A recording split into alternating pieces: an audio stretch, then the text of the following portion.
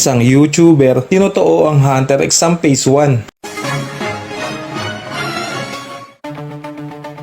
Viral ang video ng isang YouTuber kung saan tinotoo nito ang Hunter x Phase 1. Makikitang nagtatakbuhan ang mga tao na nakilahok at sumusunod sa YouTuber patungo sa second phase ng Hunter x. Ang itsura ng YouTuber na gumaganap bilang examiner ay tila sinadyang pahabain ng bigote na kasing katulad kay Mr. Satots, isang ruins hunter na natalagad bilang 287 Hunter x first phase examiner.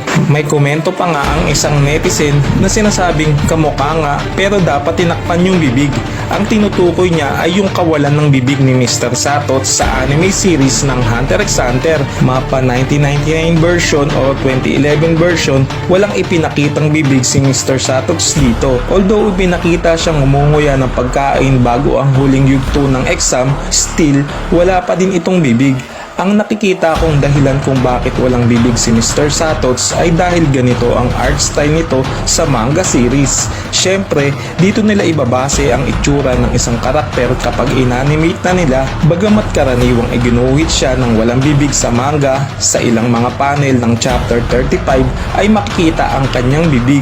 So may bibig pala talaga si Mr. Satots, hindi lang masyadong ipinapakita. Si Krillin nga walang butas ang ilong eh. Maraming naghahanap ng kabuuan ng video na hinahanap ko din at hinahanap ko rin kung nasan doon pa ang trip ng YouTuber na ito, kung natuloy pa ba sa second phase ng Hunter x kung saan si Buhara at Menchi na ang magiging examiner. Para sa akin, mas okay ang trip nito kaysa sa trip ng kabataan sa Moscow, Russia, kung saan ginaya nila ang grupo ng Spider at tinuturo ang panggugulo na karaniwan sa mall nila isinasagawa na ginawan ko na din ng video nung nakaraang taon. Mostly puro taga ibang bansa ang gumagaya sa mga eksena or kaganapan patungkol sa Hunter x Hunter. Sobrang lakas ng impluensya ng anime series nito sa kanila o sadyang inip na inip lang dahil sobrang haba na din ng hiatus nito at kung ano-ano na lang talaga ang pumapasok sa utak nila.